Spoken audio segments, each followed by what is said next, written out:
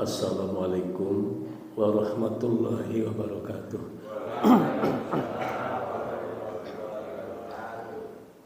Alhamdulillah wa syukurullah hamdan wa syukran lillahi marji. Para ibu dan bapak jamaah subuh Masjid Nurul Sa'adah yang saya hormati, semuanya insyaallah yang dimuliakan oleh Allah.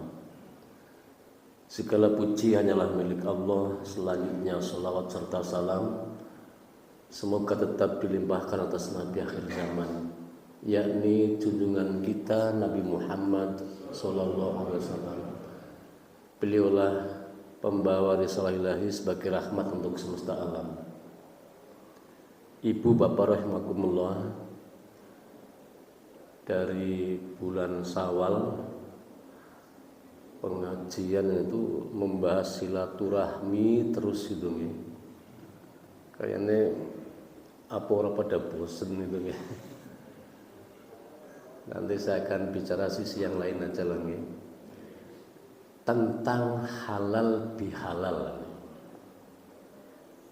Bapak-bapak, ibu-ibu, halal bihalal itu ada hanya di Indonesia. Di luar Indonesia nggak ada istilah halal bihalal. Yang ada adalah silaturahmi. Sejarah mencatat setelah Indonesia merdeka 3 tahun, yaitu tahun 1948, Insinyur Soekarno sebagai presiden itu melihat Indonesia ini memang masih ada tanda-tanda disintegrasi bangsa. Jadi tokoh-tokoh elit politik tingkat atas sana kesi pada kerengan, jadi urung rukun lahir batin.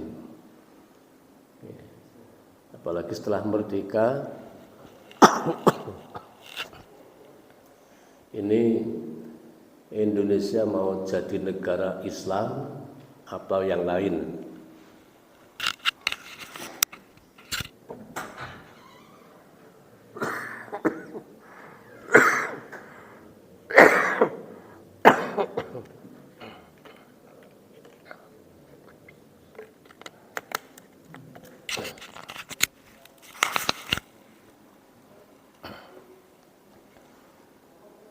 Kalau Indonesia menjadi negara Islam, banyak yang lain tidak sepakat. Bahkan termasuk dasar negara kita, Pancasila. Ini masih dipermasalahkan. Awal Pancasila, sila pertama adalah ketuhanan dengan kewajiban menjalankan syariat Islam bagi pemeluknya.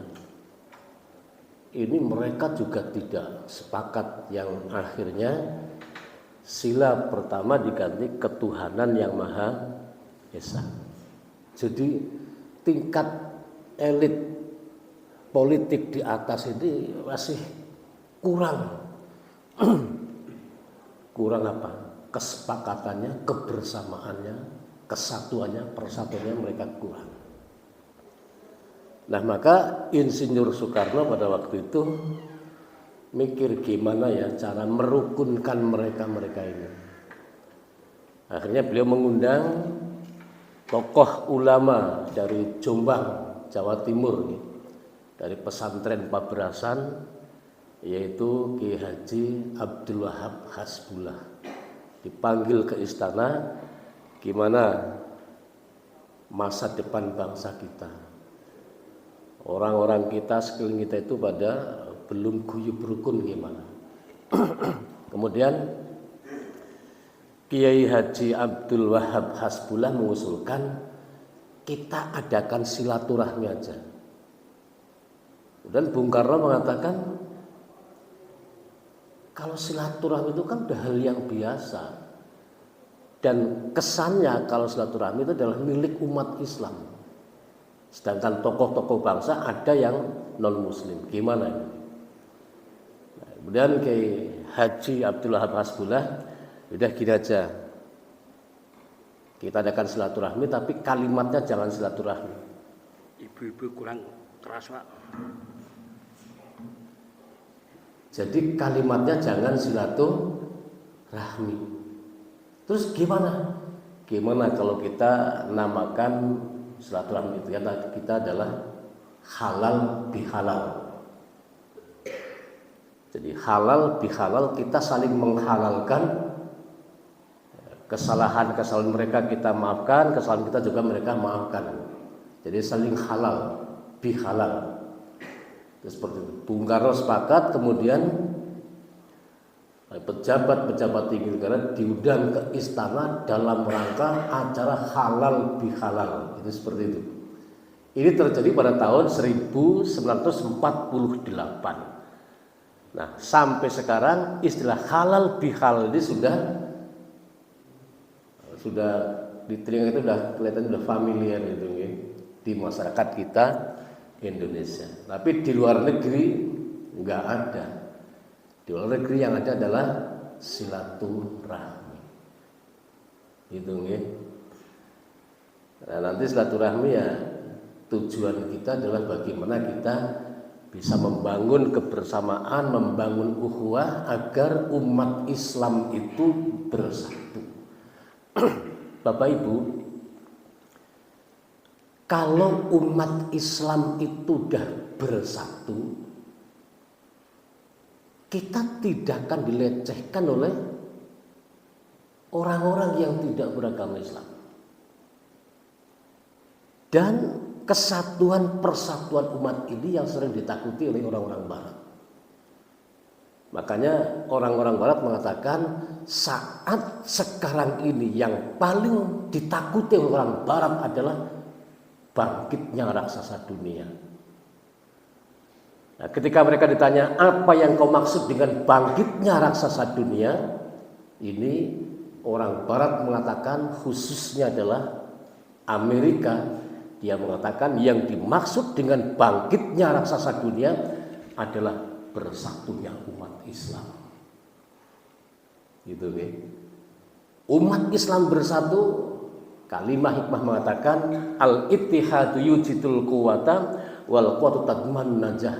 Kesatuan dan persatuan itu akan bisa menimbulkan kekuatan yang sangat dahsyat. Wal quwwatu tadman najah, kekuatan yang dahsyat itu akan bisa mengantar ke berbagai macam bentuk kesuksesan. Jadi sekali lagi kalau kita bersatu umat Islam, non muslim orang wani dengan kita, terutama orang-orang barat anti banget ukhuwah Islamnya. Makanya Amerika pengen bagaimana Timur Tengah ini aja bersatu. Jangan sampai bersatu. Kalau bersatu takut mereka. Ini. Sekarang beritanya hangat banget nih tentang Timur Tengah. Saya nggak cerita seperti itulah. Jadi hikmah silaturahmi adalah kapan-kapan aja nih. Karena silaturahmi bagi kita itu budaya nih. Budaya ini. Di Indonesia itu budaya. Karena silaturahmi mereka diadakan ketika setelah Idul Fitri. Padahal silaturahmi kapan saja, dimanapun, ketika ada sempat dan waktu silaturahmi dibangun. Karena itu di Indonesia jadi budaya, silaturahmi kita mereka setiap setelah Idul Fitri. Maka saudara kita, orang-orang yang lagi merantau nun jauh di sana, setiap Idul Fitri orang ketang sedina rong dina nyempatkan pulang untuk acara sungkeman. Gitu kan? Gitu. Makanya sering terjadi kemacetan di mana-mana. Saya teringat ya, hari kedua setelah Idul Fitri, saya diundang oleh TV One live di Wisma Nusantara Jakarta. Berangkat dari Jumat, ya, perjalanan mulus sampai sana pun masih lengang Jakarta. Tapi pulangnya hari Sabtu luar biasa. Dari tol Cikampek Jakarta sampai Aji Barang macet. Gara-gara apa? Budaya silaturahmi. Ya, Jadi yang arah ke Jakarta macet, tapi kalau yang Jakarta ke sini itu enggak begitu. Oke, Ibu Bapak rahimakumullah, nun sewu nggih. Saya enggak bicara tentang silaturahmi. Kalau orang ketemu dengan saudaranya, biasanya yang ditanyakan apa?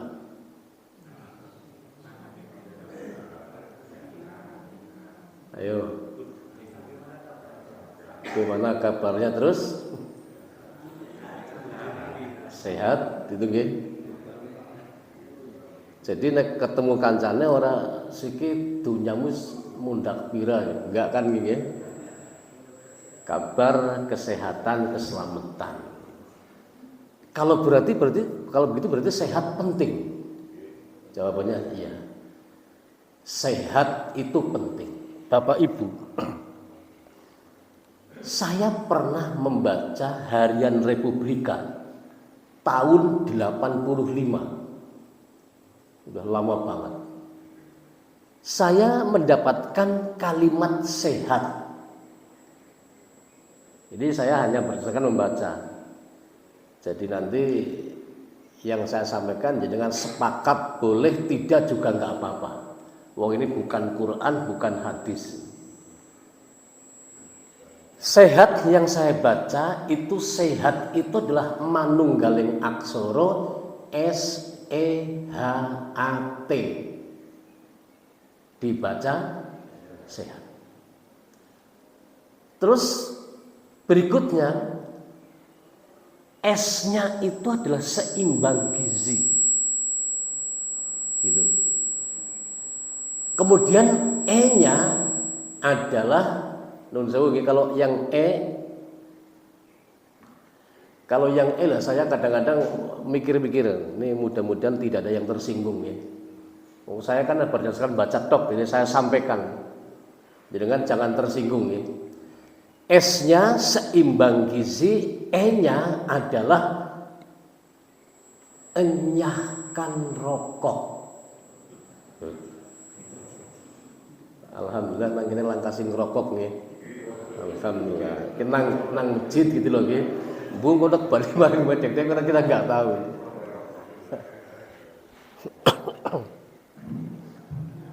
Jadi kalau pengen sehat tidak merokok, itu yang kedua. S E H. H-nya adalah hindari stres. Kemudian A-nya awasi tekanan darah. Dan T-nya adalah teratur berolahraga. Ini yang penting nggih. Pak Sugeng nggih. Aduh, jadi suwe ora sowan maring GSMS. Teratur berolahraga. Jadi kalau panjenengan bapak-bapak ibu pengen sehat, maka tolong perhatikan seimbang gizi, tidak merokok, hindari stres, awasi tekanan darah, dan teratur berolahraga. Sekali lagi, ini hanya mungkin otak-atik gaduh, apa benar saya nggak tahu gitu. Makanya panjenengan sepakat boleh, tidak juga nggak apa-apa. Wong sekali lagi ini bukan Quran, bukan hadis. Coba kita lihat satu persatu Bapak Ibu.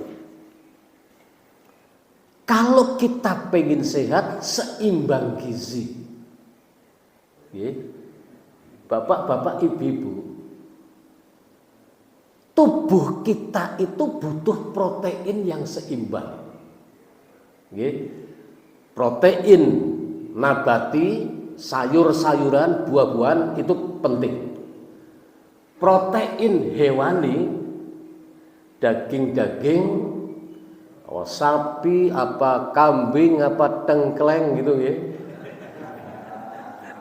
Saya baca akhirnya itu, aduh, menu pagi ini adalah, ya, boleh kita makan tengkleng, boleh. Kenapa nggak boleh? Yang sepuh boleh, boleh. Yang penting ngajak kakean ya. Oke. Jadi tubuh kita butuh protein yang seimbang. Ini dikandung maksud apa? Kalau bapak-bapak ibu dar nuwun sewu aja mung kumudu enak. Dar tiap hari enak terus itu kurang sehat itu. Tiap hari makan daging terus enggak sehat itu. Masak apa yuk? Alhamdulillah pagi ini saya masak iwak-iwakan, Mbak. Oh iya. Lah kemarin masak apa? Ya iwak-iwakan. Besok rencana sama, besok saya akan masak iwak-iwakan. Iwak-iwakan tuh enggak sehat. Nek iwak temenanan sehat. Oke, nggih. Jadi tiap hari daging terus enggak sehat. Saya teringat nih, saya menurut ceritanya gitu nih. Banyumas kan pernah punya pelawak yang sempat naik daun gitu. Namanya Darto Helm, masih ingat enggak? Itu asli Banyumas itu. Ini saya diceritanya katanya dia masih muda, katanya stroke. Nah kemudian ketika ditanya kenapa sih masih muda kok stroke, katanya jawabannya saya nggak bisa makan kalau nggak enak. Jadi harus enak terus. Jadi kalau hari Ahad tengkleng, besok gulai gitu. Sekarang sate, besok gulai, besoknya sate, besoknya gulai. Ya.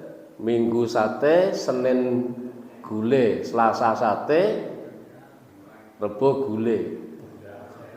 Jadi pokoknya bar sate gulai, bar sate gulai, bar sate gulai, bar gulai sate. Gak sehat. Nuwun sewu Bapak Ibu. Indonesia pernah punya artis yang sempat naik daun. Namanya Cintami Atmanegara.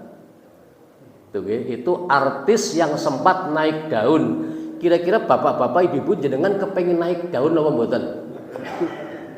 Aku moh lah kayak ular gitu.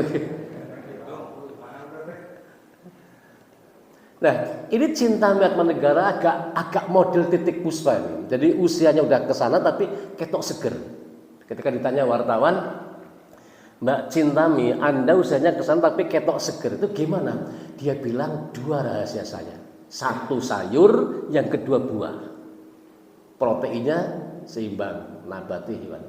Jadi sayur buah itu penting. Makanya mbah-mbah kita zaman dulu usianya lanjut, usia sepuh, esip kerso dar lanting. Usianya udah sepuh, baca tanpa kacamata. Usianya panjang-panjang. Kenapa mereka kok bisa seperti itu? Sebab mereka biasa dar keluban. Tuh, keluban mereka sering makan. Nah, saya membayangkan andekan kita keluarga besar Masjid Nurul Saadah kembali kepada keluban, sehat kabeh insyaallah nggih. Sok dar keluban buatan bapak-bapak niki ibunya sok buat ini enggak keluban ini. Keluban macam-macam nggih. Keluban godhong gandul ada. Keluban rontak rantek, keluban caklat cikli, keluban bayem, gendot. Kalau kangkung itu lah hati-hati nggih. Panjenengan boleh dar kangkung, tapi hati-hati, pilih kangkung yang sehat. Nggih. Jadi kalau nggak sehat jangan dimakan, cari kangkung yang sehat. Nah, ciri kangkung yang sehat itu godongnya bolong-bolong dipangani ular. Itu sehat kangkungnya. Jadi nek jenengan ke pasar beli kangkung sing akeh ulere. Sehat gitu. Nggih. Oke. Jadi makanan seimbang gizi, protein nabati hewani, sayur buah itu harus. Tapi nuwun sewu nggih, bagi mereka yang usia udah 40 tahun ke atas, tolong yang 40 tahun ke atas hati-hati. Makanan yang berbau benjol itu harus dikurangi. Benjol, B-nya bayem. Udah sepuh dahar bayem boleh nggak? Boleh. tapi porsinya dikurangi. Jangan terlalu banyak. Itu B-nya bayem. E-nya emping. Emping, melinjo, so. Kayak sweet enak kabeh itu. Godongnya jenengane so, enak mboten? Enak. Kembangnya jenengane ujeng, enak nggih? Enak. Wae melinjo, engko di kupas gawe emping. Kulite melinjo wae enak. Jadi kayak sweet enak kabeh, sing ora enak mung kayune iki lho ora enak itu. Oke, ini emping. Kesepuan daremping boleh nggak? Boleh. Sing penting ojo kakean. B, E, N, E-nya nanas. Mewakili yang mengandung alkohol itu nggih. Nanas boleh, sepuan boleh, tapi jangan terlalu banyak. Tuh. Jene jeruan. Nah ini jeruan. Siapa yang suka jeruan ini? Jeruan itu di luar negeri untuk pakan yang kakinya 4. Kuwi di luar negeri. Indonesia jeruan ki kayak nomor 1. Memper enggak Bapak Ibu? Anak ibu maring pasar wage beli kambing arep buat gulai. Gara-gara jeruan habis gak jadi gulai. Kan luar biasa loh. Anak bapak-bapak sepuh hari kurban nuntun wedhus kambing ke masjid panitia kurban. Apa kalimatnya? Nuwun sewu kula niki titip menda setunggal. Wedhus kambing. Nggih kurban atas nama sinten Mbah? Nggih kula piyambak. Oh, anu Mbah kersa nyuwun napa? Kan orang yang berkurban boleh makan dagingnya. Mbah mau minta apa? Sampil atau kepala atau yang lain? Mboten mung nggih panitia kabeh. Kula mung nyuwun atine. Sing dijaluk ati jeroan. Sekali lagi, boleh enggak jeroan dimakan? Boleh, yang penting jangan terlalu banyak. L-nya lemak. Jadi lemak dikurangi oleh orang-orang yang udah usia tua. Pokoknya semua yang mengandung kolesterol itu dikurangi. Bapak-bapak, ibu kalau masak ibunya yang pakai minyak goreng yang non kolesterol. Tapi dengan beli minyak goreng neng supermarket, kok tulisannya minyak goreng non kolesterol itu itu bahasa iklan. Hati-hati nggih, bahasa iklan. Yang gerasi nang plastik ya non kolesterol, ini harus dibuka goreng ya kolesterol. Jangan terkecoh dengan bahasa iklan nggih. Karena apa? Minyak yang tidak mengandung kolesterol jenuh hanya satu, minyak zaitun. Cuma itu agak lebih mahal, gitu nggih. Kalau bisa masak pakai minyak zaitun lebih sehat.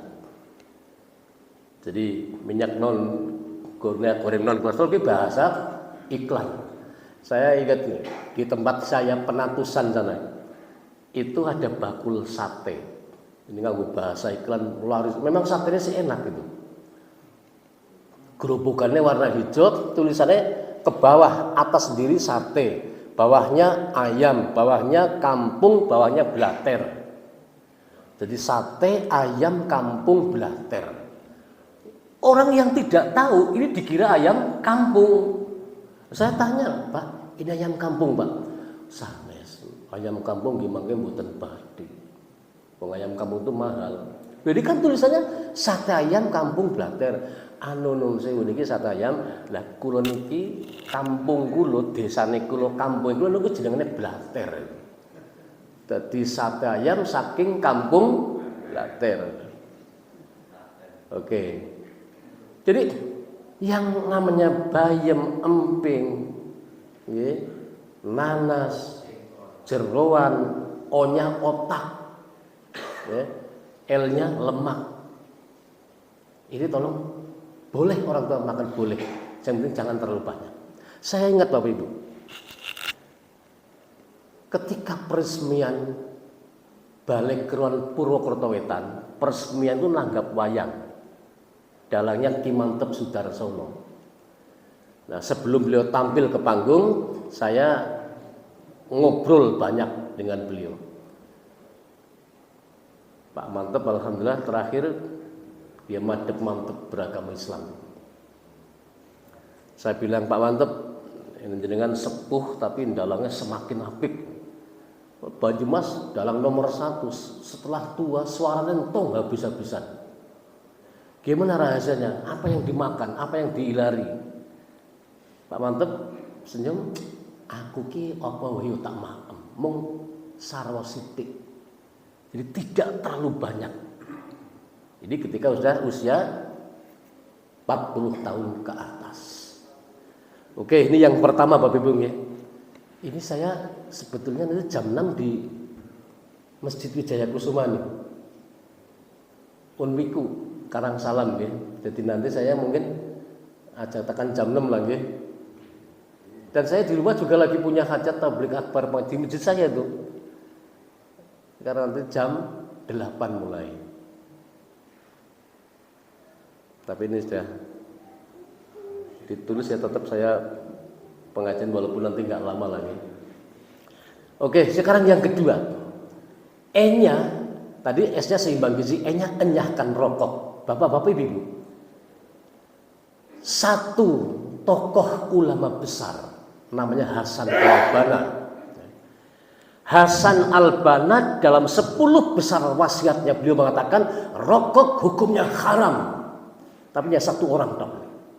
Tapi sekarang banyak diikuti oleh beberapa organisasi Islam yang mengharamkan rokok.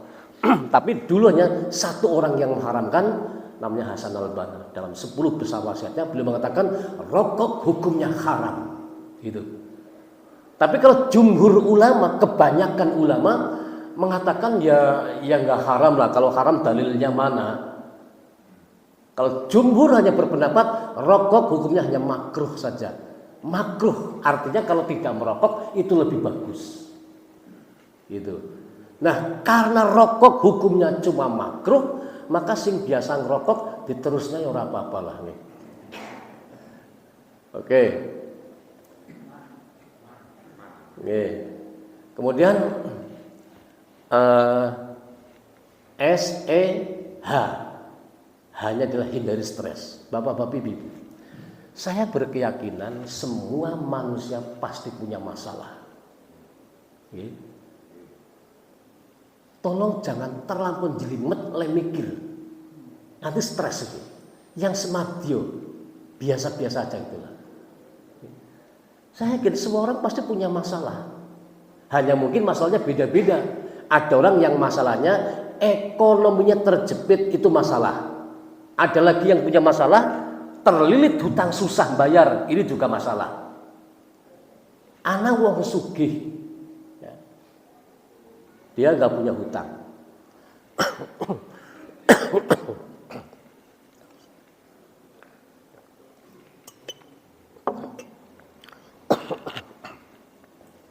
Wong sugih gak punya hutang, hartanya cukup, tapi anaknya angel diatur, itu juga masalah. Ini kadang sering berat diuji, anak susah diatur itu juga masalah. Anak maning wongnya sugih, apa-apa duwe, anaknya bekti maring wong tua, neng sakit-sakitan terus, itu juga masalah. Pemingis bar opnam nang geriatri seminggu sehat balik kumat maning. Bawa maring Sarjito Yogyakarta opnam 2 bulan sehat balik seminggu kumat maning. Kan masalah. Kemarin dokter Karyadi Semarang mangkan opnam 4 bulan sehat balik 2 bulan tok sehat kumat maning. Kemarin rumah sakit Harapan kita Jakarta, rumah sakit termahal. Mang harapan kita orang mari-mari terakhir pindah maring Harapan ahli waris. Rampung gue manggono. Nah, kalau kita punya masalah, tolong yo dipikir nih ojo jelimet banget, mbok stres itu nanti. Hindari stres. Yang berikut adalah hanya awasi tekanan darah. Bapak-bapak, ibu-ibu, kalau tensi kita normal, awak kita mesti enak. Dok, saya periksa dok. Periksa, atas 120 atau 130, bawahnya 80, mesti kepenak. Periksa atas 200, ya, pusing geletak itu nanti. Ibune, dok, kula periksa dok, nuwun sewu lah. Pripun sakit nopo? Kula niku sering pusing, terus hawane jengkelan terus. Dokternya diperiksa. Coba ibu, monggo tiduran, diperiksa. Nang dokter. Diperiksa, sampun bu, monggo. Niku kula sakitnya nopo dokter? Dokternya tersenyum mesem-mesem wong wetan wong Jogja Solo dokternya. Anu bu, sak sampunipun dalem priksa, nyatanipun panjenengan niku gerahipun ludira inggil. Ludira inggil niku sih penyakit napa nggih dok? Anu anyar niku nggih. Dikira penyakit anyar ini. Jan seniki penyakit macam-macam banget nggih, ana kok ludira inggil. Dokternya mesem-mesem. Ludira niku getih. Nggih. Getih kuwi darah. Inggil kuwi dhuwur-dhuwur kuwi tinggi, jenengan niku darah tinggi. Wah, dokter penyakit bingung nggih bahasa kromo. Saya ingat saya dulu di riset punya teman namanya Slamet Nuryanto nih. Dia pokoknya senengnya gelewean nih, guyon nih. Tak tanya nih, Pak Slamet panjenengan aslinipun saking pundi? Karo senyum nun sewu kula nika anu saking Bajul Kesupen.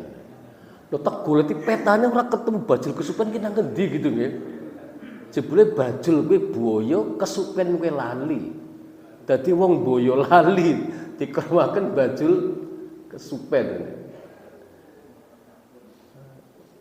Jadi aduh penyakit macam-macam kayak sekarang banyak penyakit macam-macam nggih, ada leukemia, nggih, liver, jantung, paru-paru, demam berdarah.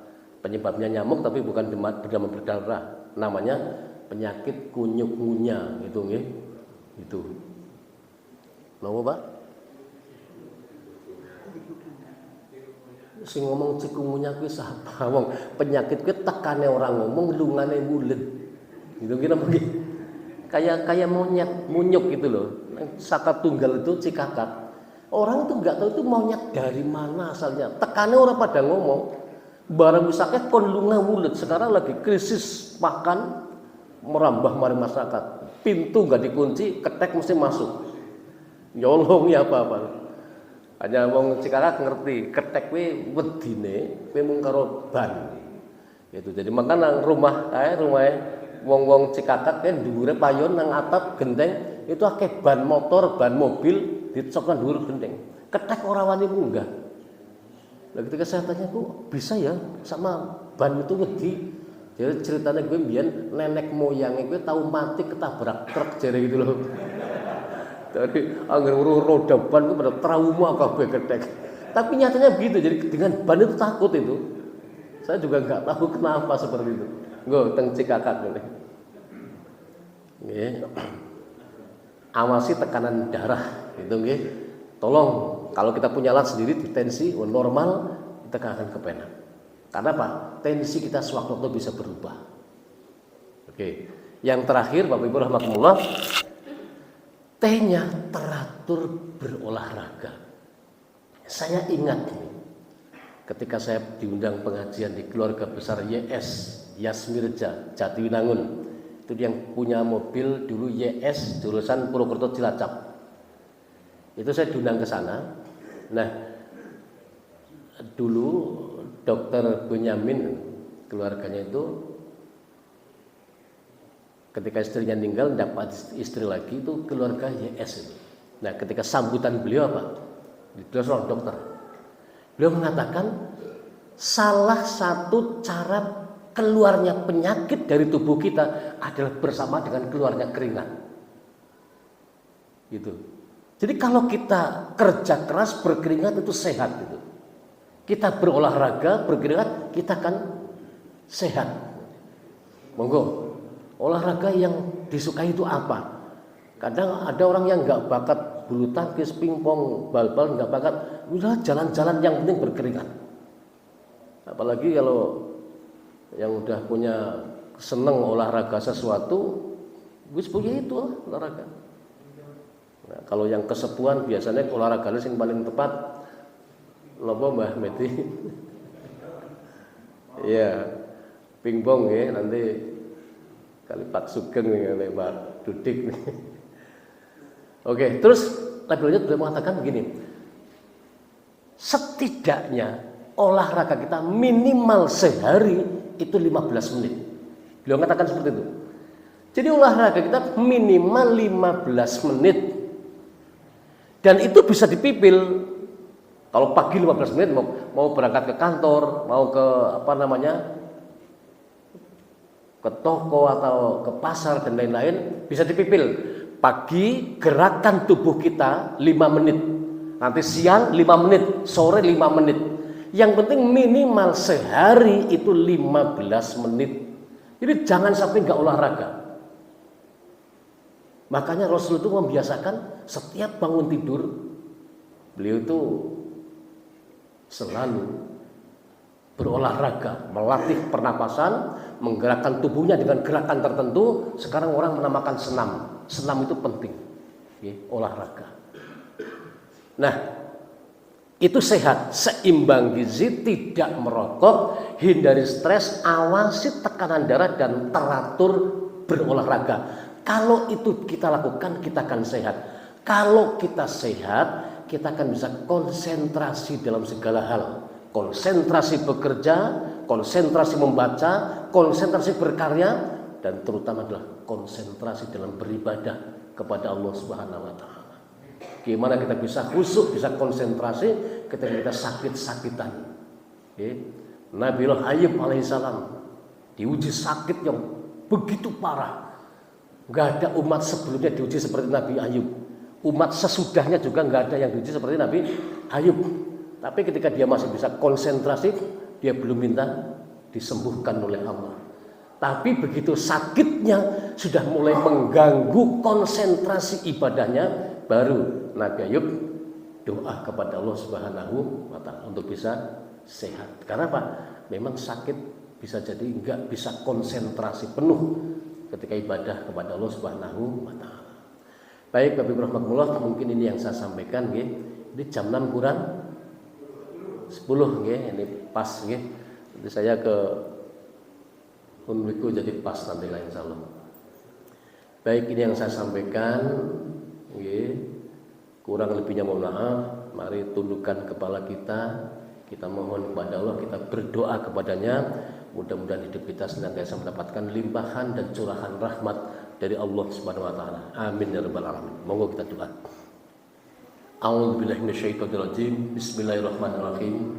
Alhamdulillahirabbil alamin.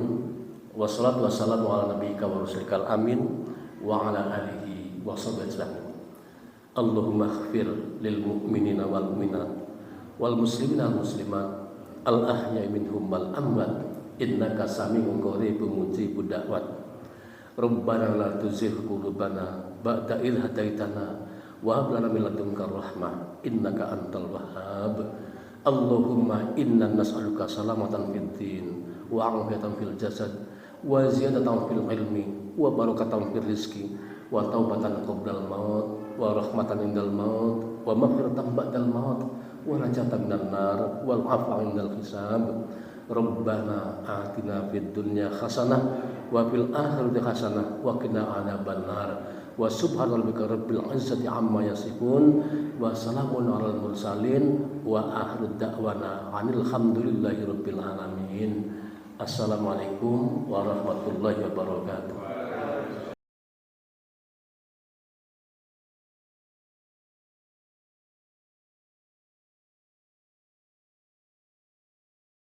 Terima kasih kepada Ustaz Haji yang telah mengisi rahasia pada pagi ini.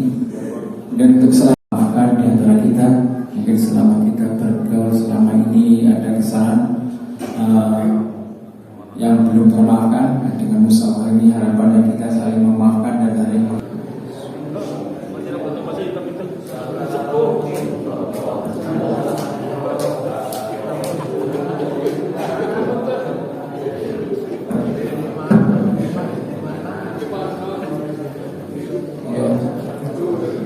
ibu-ibu menyesuaikan monggo. Selepas acara musyawarah ini monggo untuk menikmati hidangan yang akan dinikmati oleh panitia.